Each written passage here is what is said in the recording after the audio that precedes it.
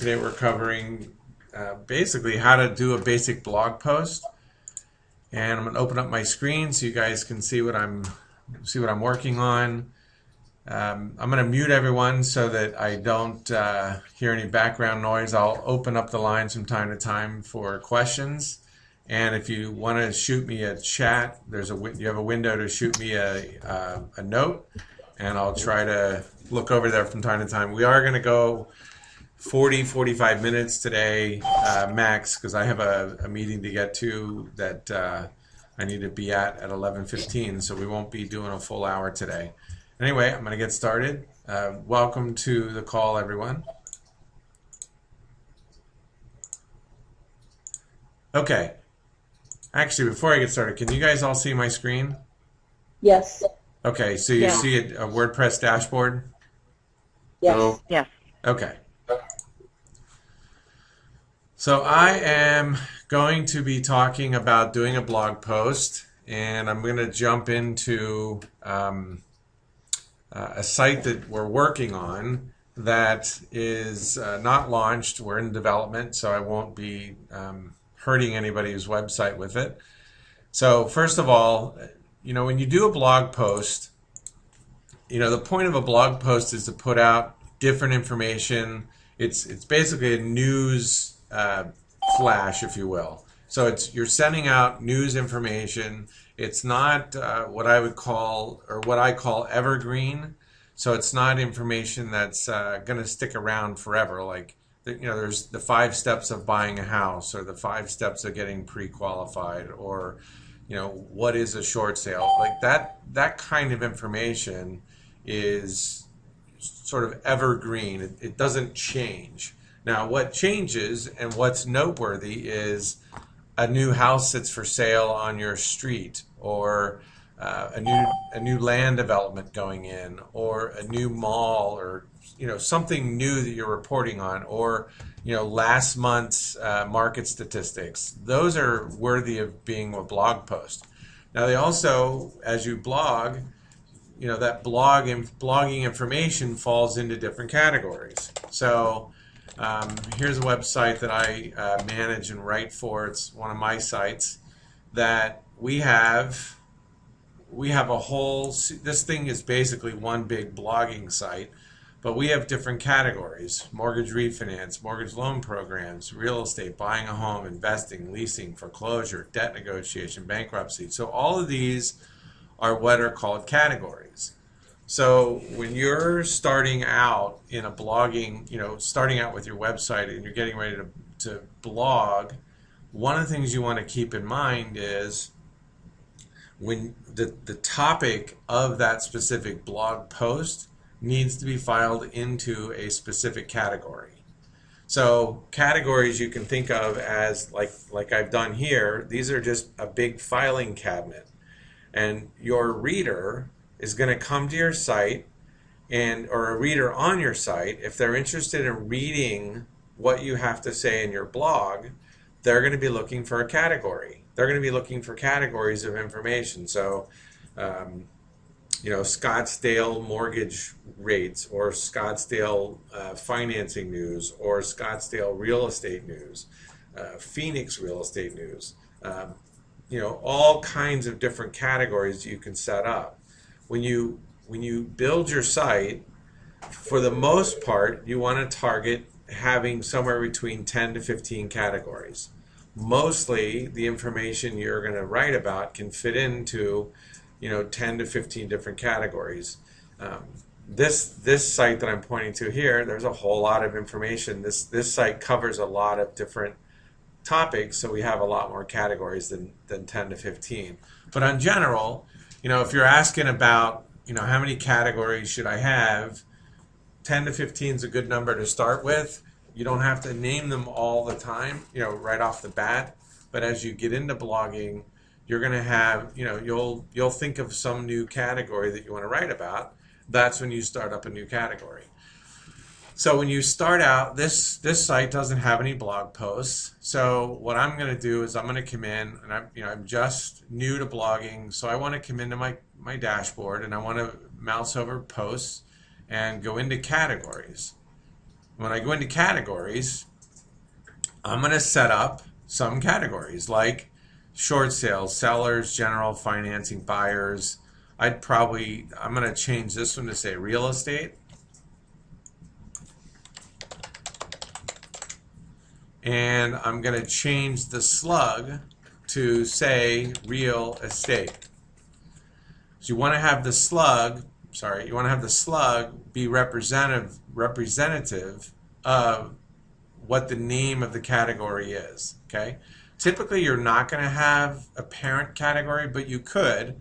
Let's say you organize your categories in by city. So you have Sun City Grand real estate, Sun City Grand financing, Sun City Grand happenings, Sun City. You could have one category called, or a parent category called Sun City Grand, but then you have subcategories underneath that. If that's the case, then you would select a parent category for that specific category. So if you're putting in a category with a parent, this falls into buyers underneath real estate, and then that shows up as I just actually showed this before. It's going to show up looking something like this. These are subcategories of this parent category. Okay. So I'm not going to have a parent category on this. You can put in a description. It basically is some description of what this category is about. And I'm now going to go save it. So now I have this updated category on here called real estate. All right. Now I want to get into doing a new blog post. So I am going to open up a new blog. By the way, lots of times when I'm moving around WordPress inside a dashboard, and I multitask a lot when I'm working in here.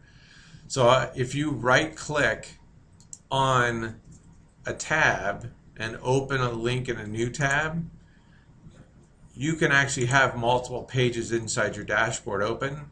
So if you're doing linking between one page and another, or you're doing different things between pages, you can have multiple pages open. It makes your productivity work. It makes work easier as you go along. You'll figure that out for yourself. So I'm this specific property or this specific blog post. I'm going to write about. Actually, I'm going to open it up. What's a blog topic somebody wants to talk about today? That's a real question. Someone shoot me an answer. Hello? I'm taking notes, so. No answer. Okay. So I'm going to say, doggone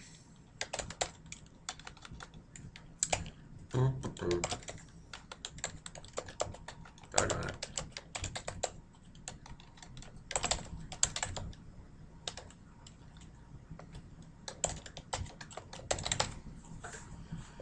There. I'm going to do something related to buying a foreclosure HUD home, for what that's worth.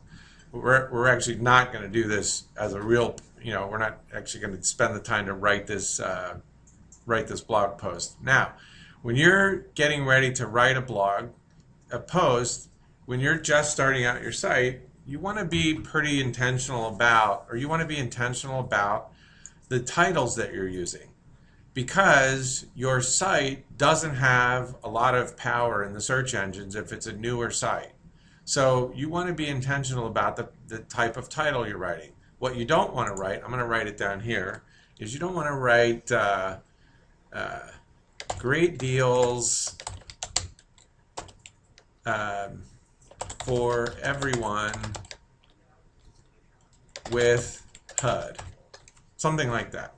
Like this specific title doesn't have anything to do with what you really like. It doesn't have any weight in the search engines for getting you found for the type of customer you're looking for. Great deals for everyone with HUD. Well, what does that mean? How is that relevant to your site? So you want to get train yourself to look up keywords for your titles to give yourself a chance to get found for specific types of traffic and specific types of customers coming to your site.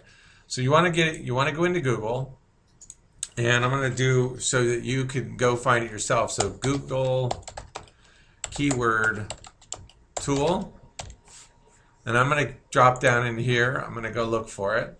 So Google AdWords keyword tool. Guys want to go find this in Google and bookmark it. It's a great tool to use for doing real high level keyword research. So I want to look at buying foreclosure, or I'm going to say buying HUD foreclosures. And they have a little captcha here. If you're not signed into if you don't have a WordPress or a Google Analytics account, then they're going to give you this thing to fill out. I have several Google Analytics accounts, but I'm not logged in yet. This is typically how most of you will show up. And I think it's ICOTA. It's kind of hard to read it sometimes. And of course that wasn't right. ERSTARYMEYE. Let's try it again. Okay. So I am searching now for buying HUD foreclosures. And I am looking at the keyword research that I'm doing. And there's a couple things to look at here. One is, are you getting search results at all? So global monthly searches, local monthly searches. Local is United States based, global is world based. So typically HUD homes, people in Europe aren't going to be looking at HUD home searches. So mostly you're going to find that global and monthly, or global and local, are typically the same. So now I'm coming in here buying HUD foreclosures. So what this is saying here is you have competition, global monthly, local monthly. Where you really kind of want to focus what you're looking at is it's sort of an art of trial and error. These aren't exact numbers; these are relative numbers. They're not exactly, there wasn't 2.2 million searches last month for foreclosures. It's close to that. Google doesn't actually say this is exactly what the numbers are, but you can get a sense that for the search foreclosures, there were a lot of people looking for that specific term last month. So what you want to do is kind of slide down here. Chances are, with a highly competitive term, which is what this is telling you. So what this is giving you an indication is in pay-per-click. So let me just go to pay-per-click really quick. We're going to pull up foreclosure.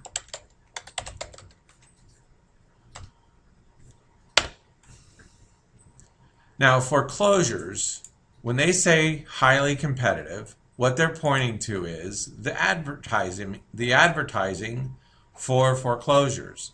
So foreclosure.com, this section here, and these ads over here, they're talking about what's the competition for this specific word in the Google Ad Network. So it's not only in the search results here, but it's AdSense and different places where that advertising will show up across the Google AdSense network and in search results. So people are paying a lot of money for coming up for foreclosures or foreclosure. There's also 250 million websites optimized to come up for foreclosures. And when I mean optimized, I mean they have the word foreclosure or foreclosures in their site such that Google could find it, and that word's basically attributed to their website or associated with their website in one way or another. So 250 million websites for the word foreclosure. So here's where you start looking at keywords. Do I think that I have the power in my website to come up for a term called foreclosure or foreclosures all by itself? The answer is no. none of us on this call, even myself, with the types of websites I've worked with and all the writing I've ever done, I don't have a chance of coming up for the word foreclosure in the top 10 websites in the organic search results. So I'm not even really going to try to look. Okay?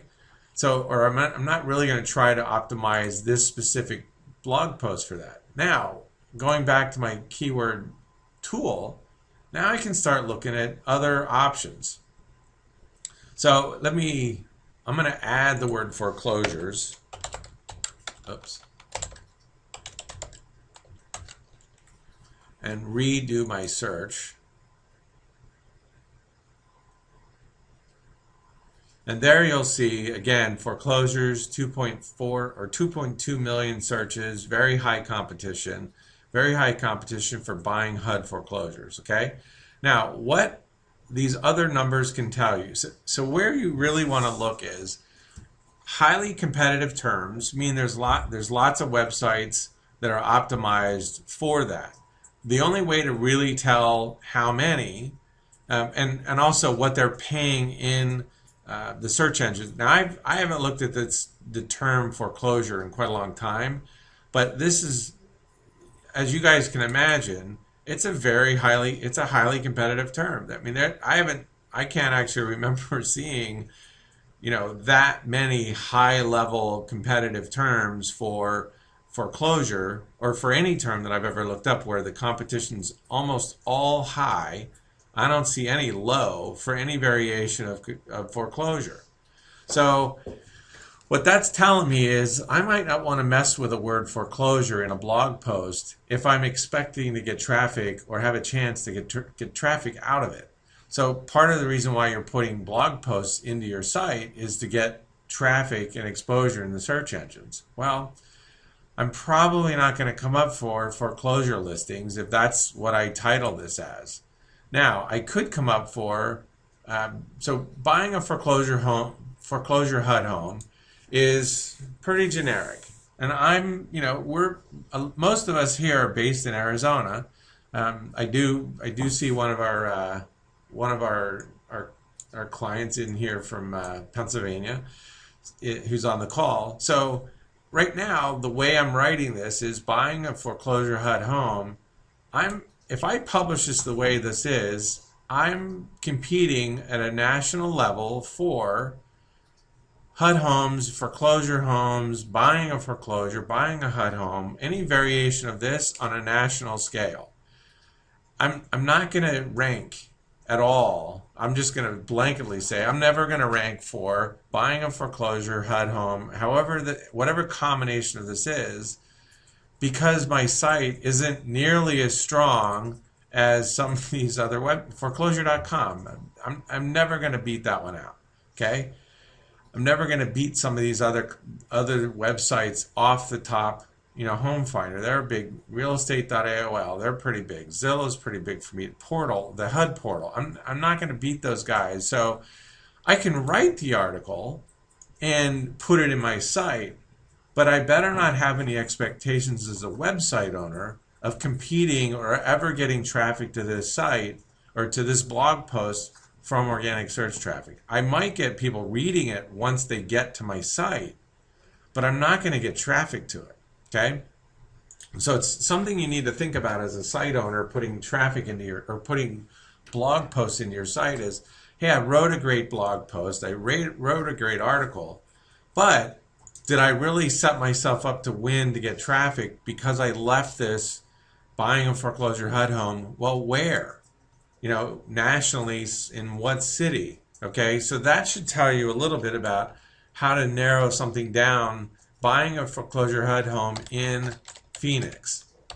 Okay, now I've separated myself out into a more geographical area to get myself potentially found in the search engines. I have a little better chance. Now you could take this a little lower to say something like buying a home. I live in the Park Promenade in Chandler, so I'm going to say buying Park Promenade in Chandler or something like that. Right now buying a foreclosure HUD home in Park Promenade, Chandler. Now I have a real specific title for what I'm writing about. Now I can take an article that somebody's written about buying a HUD home and go what we call repurpose it and rewrite it so it's specific to a specific area that I'm trying to target or farm or get people into my website because that's where I like to do business. So I can repurpose an article, right? One of the questions we get from our clients a lot is, I don't know what to write about. And the question I ask often is, well, how long have you been in business? And a lot of I've been in business 10 years or 5 years or even a year. Well, if you've seen any transactions or you've dealt with the public at all, you have stuff to write about. You have opinions. You see things on the news. Like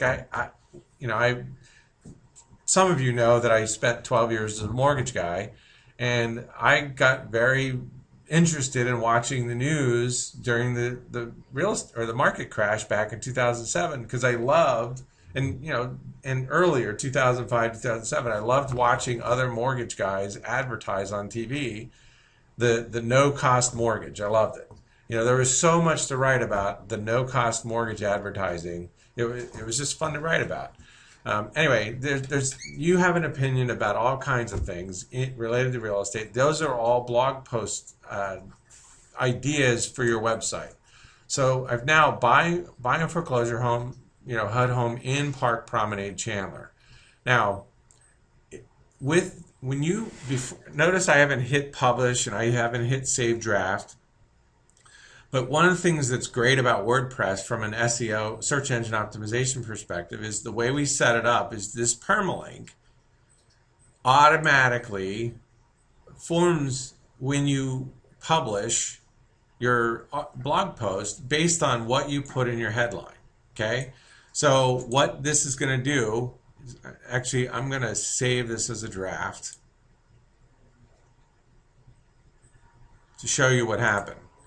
So if you notice, buying a foreclosure HUD home in Park Promenade, this permalink will basically model after what you put in the headline. So from a search engine optimization perspective, if WordPress is set up correctly, if the permalink, these are called permalinks, if that setting is set up correctly in your site, and the way we build our sites, we set it up so that this relationship works where you don't have to really think much about this permalink. You can go in and take out stuff like in and like these are called stop words.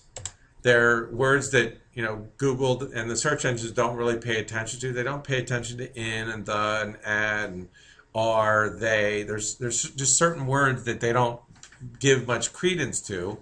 They mostly focus on the main words in a in the URL, actually in the title as well.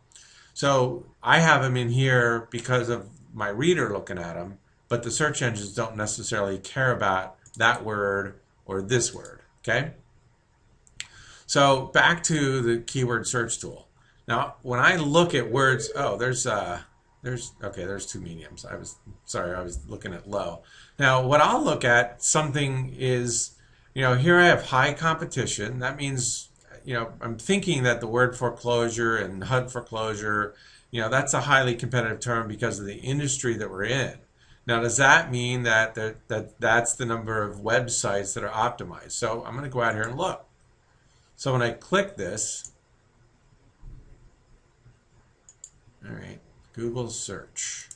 I'm going to, okay, so it opened it up. Now, if you notice, 6.4 million. Still a very large number of websites for me to compete against. If I'm a brand new website or I'm just new to blogging, still very high number to try to compete against. I probably wouldn't go after buying a HUD foreclosure as my main keyword unless I added something like in Phoenix.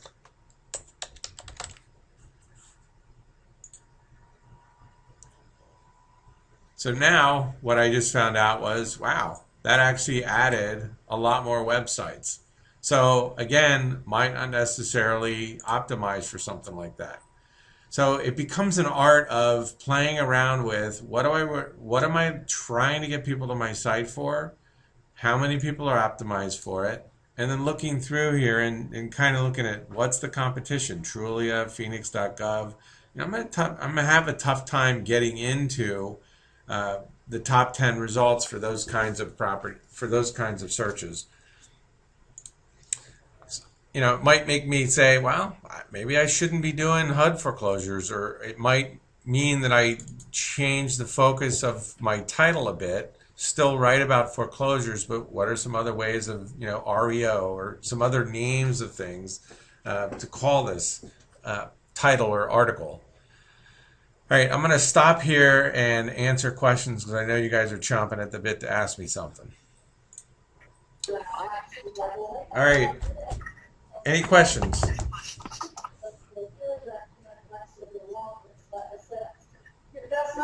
No questions? Can you guys hear me? Yes. Okay. Yeah. All right. You guys. Hi, this is Mike Rizzo. Yes. Question. Hey, Mike.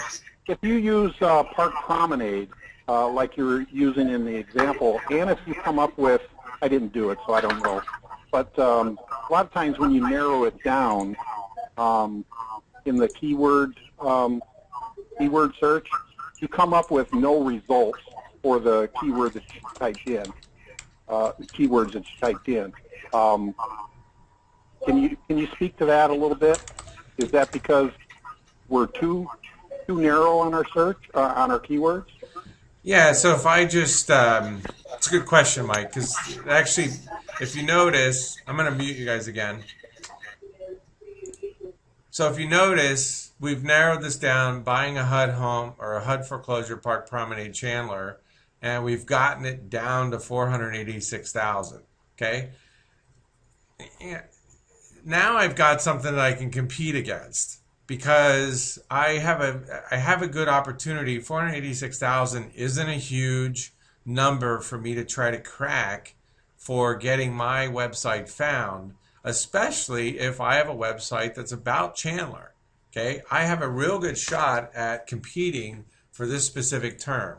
So now if I go to, let's say, Shannon Street. Okay, I've gotten this narrowed down now to 39,000. Okay, I could keep going until I got to a no results, response like you're talking about, Mike. The point you're going to get to when you do a search result and you get no results. You could do you can think about it in a couple ways. If you have a great blog post, or you think it's a great blog post and you want to publish it, and you've gotten no results here, the chances are that if anyone actually types that in someday, you're going to be the top result. Okay, so there's something to be said about if you put in a lot of content into your site that has very low results, and so you're actually talking here. Let me unmute you really quick, Mike Rizzo.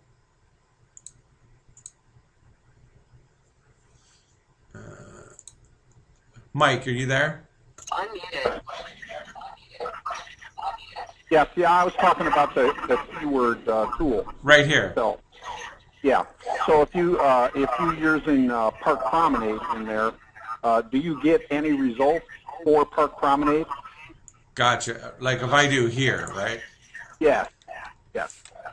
So let's do Park Promenade.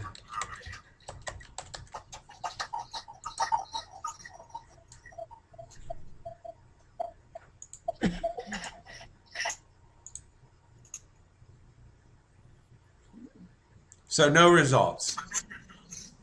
So the question So I there guess my question is if you write an article about that, and does that mean that no one is searching on foreclosures Park Promenade?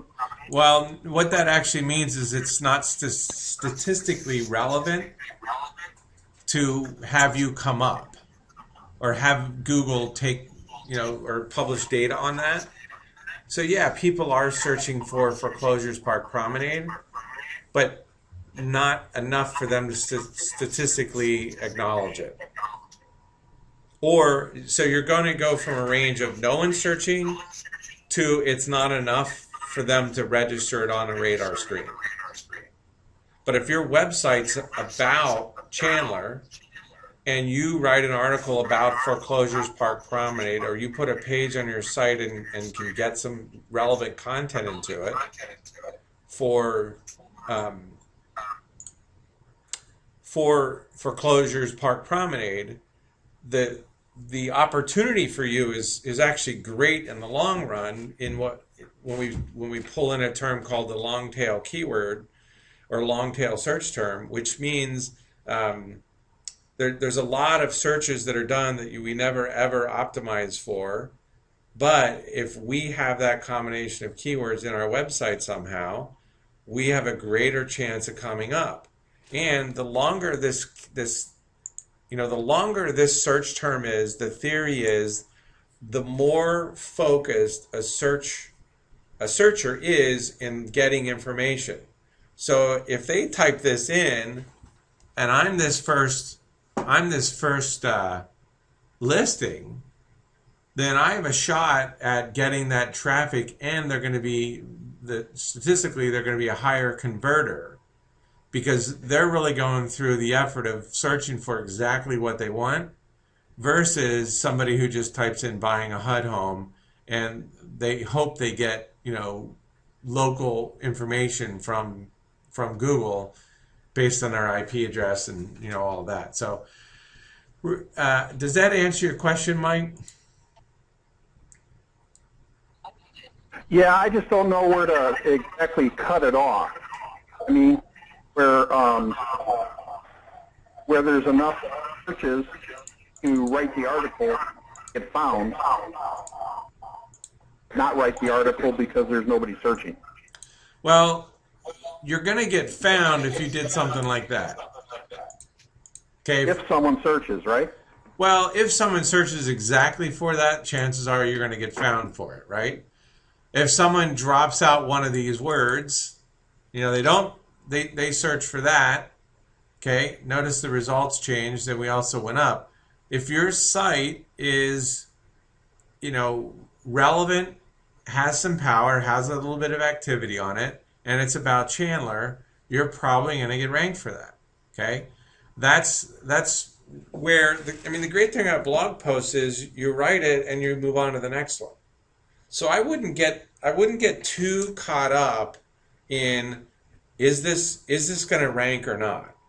If you're keeping your focus narrow, because the more narrow you stay, or the narrower you stay, in the long run, you're going to pick up better traffic than if you go more broad.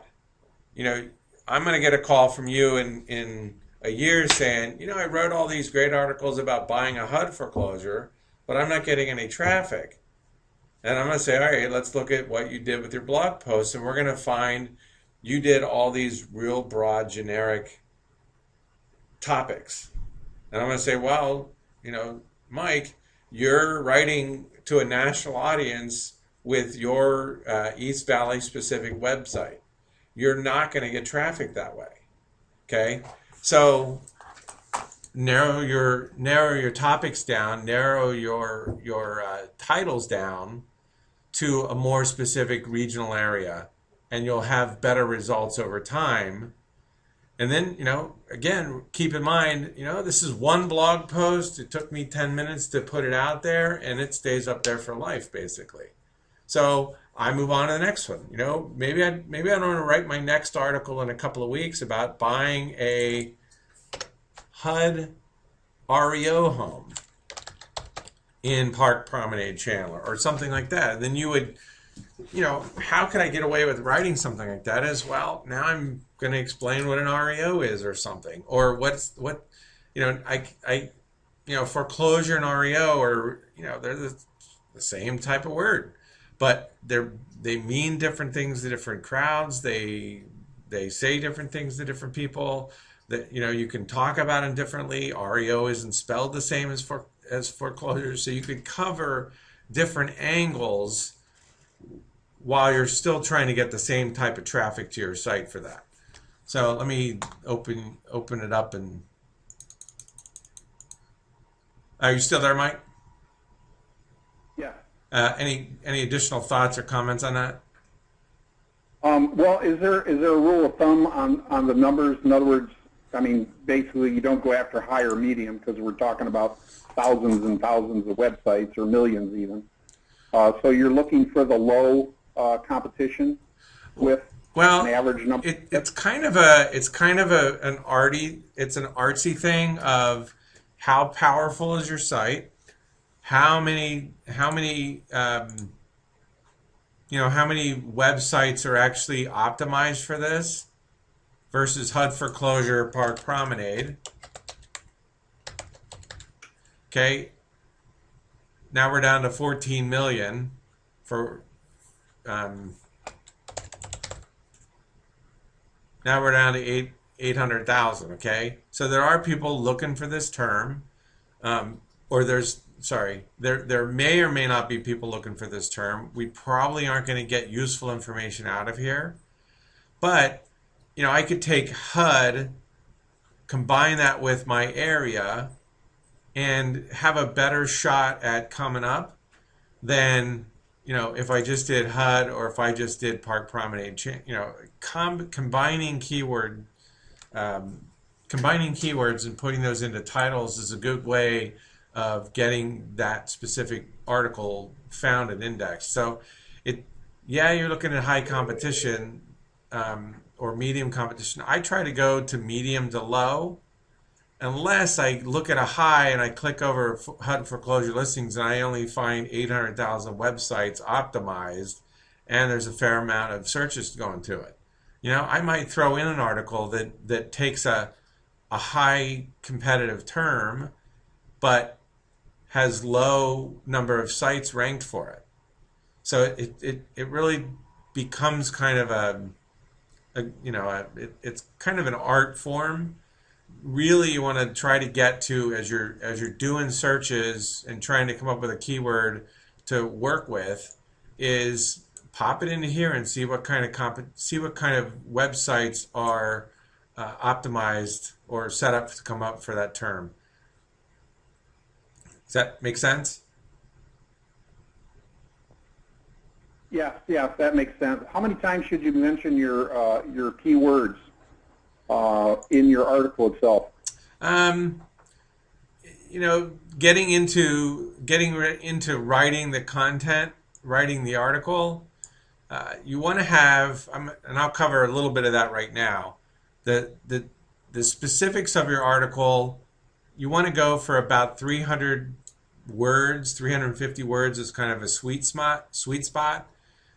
Nothing shorter than, say, 100 to 150 words really should be used if you want to, if you really want Google to rank you.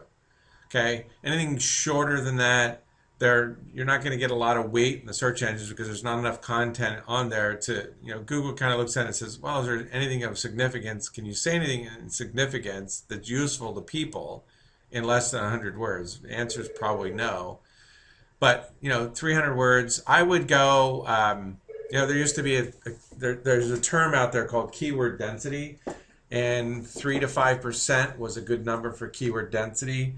Nowadays, they say don't pay attention too much to keyword density, but in a 300-word article, I'd mention your keyword, 2-3 times. Once right in the beginning. If you're going to mention it again in the middle and then tie it in at the very end, like to consider buying a home in buying a HUD REO home in Park Promenade Chandler, fill out the form below, or something like that might be a good way to tie up your HUD, this specific article.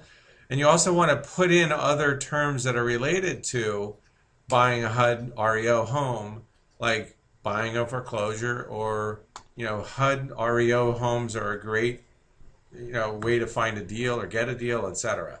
So there's multiple ways to you want to put in what are called relevant or related keywords as well.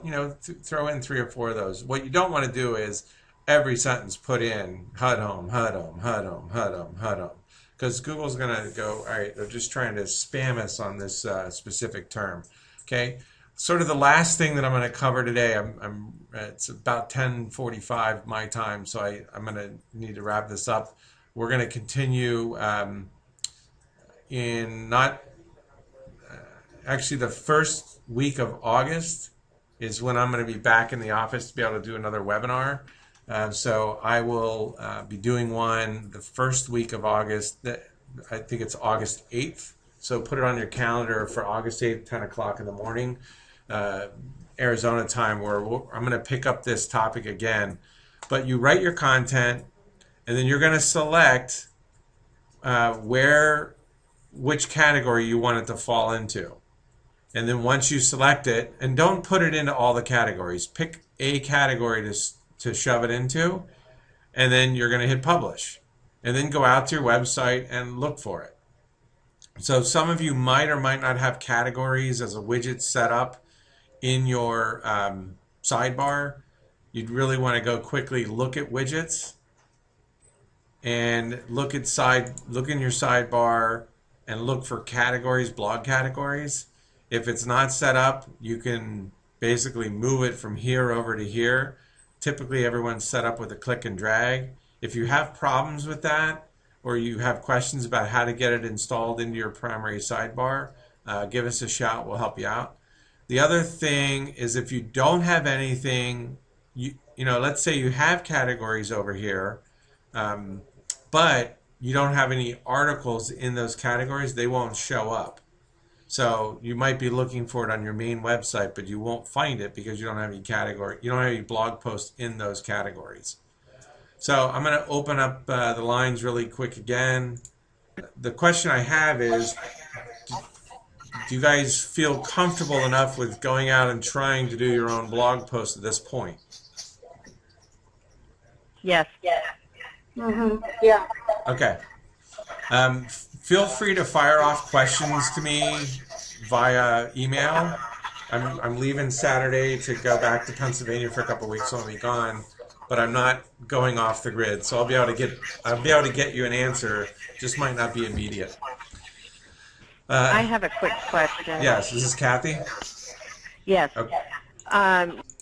Categories and the subcategories. If there is an article that you put into a subcategory, then when potential people on your website are clicking on the category, is it showing up for both the sub and the main category then? If you don't, that particular article? If you don't put it in that specific category, then no, it's not going to show up in the parent category. Even if the sub is underneath that specific category? If I was to put it in a subcategory, yeah, so will it show up in the main category as well as the subcategory? If you don't assign it, it won't. Because even though it's a subcategory, it's categories are sub, and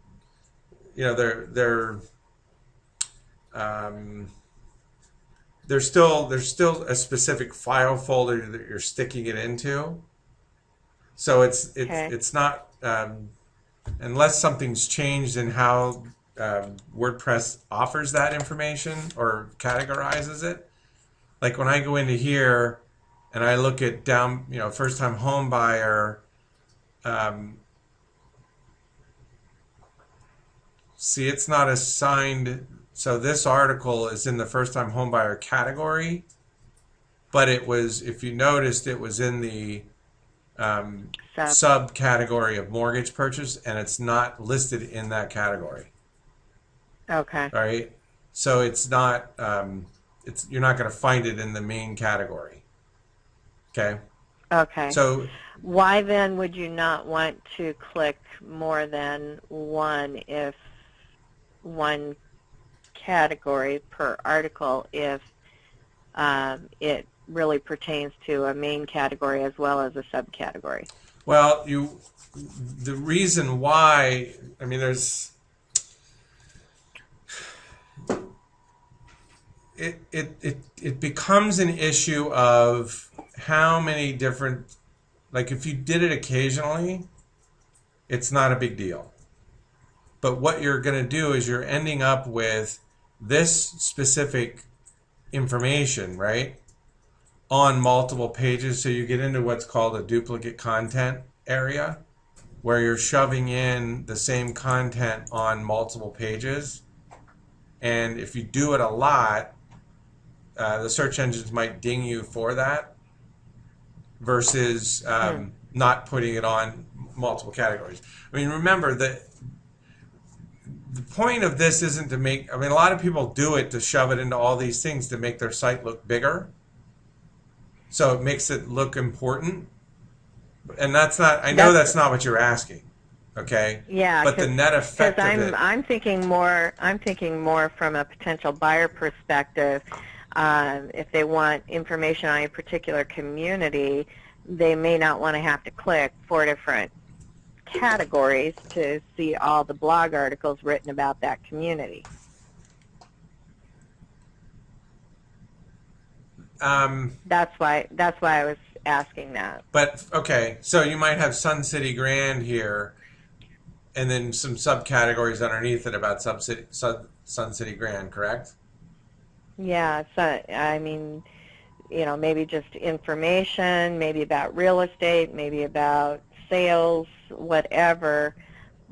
But they all pertain to Sun City Grand, but I may have subcategories for some of those specific areas because people are targeting specific areas, like they may want to know sales. And so they go into that subcategory, but then that's also something that somebody just looking at Sun City Grand in general might want. I guess I just am not understanding why you would get dinged for that if it's all within your website, and I don't know. It's not necessarily something that you're going to get too whacked for too much. I mean, I wouldn't worry about it too much, Kathy. What I'm trying to say is don't assign every blog post to every category. Yeah. Okay. If you're going to do it, you know, you might say sales and Sun City Grand and Sun City Grand. Yeah, assign it to those 2 categories and call it a day.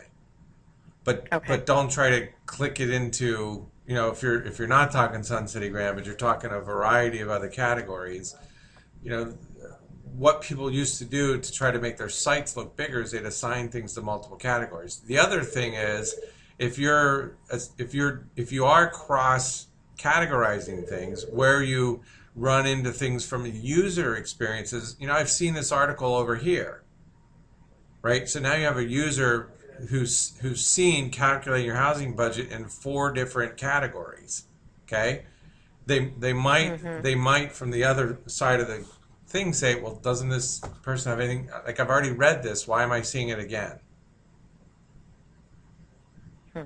So there's a user experience that you're worried about, or you should be worried about. Is, hey, I've already read this article, but it's showing up in these other categories too. And it kind of makes you look like you're you know, it can be detrimental to the user experience by multiple assigning a blog post to multiple categories. So it's just a fine line of, you know, what service are you providing for your reader by assigning it to multiple categories when can it be really categorized into 1? You know, maybe 2. So, okay. All right, I gotta end the call. I gotta get myself in my car and get out of here. I will, like I said, be available by email, and I will get this out on our YouTube channel for you guys to review in the future. Thanks a lot, and I'll catch you guys later. Thank you. Yep.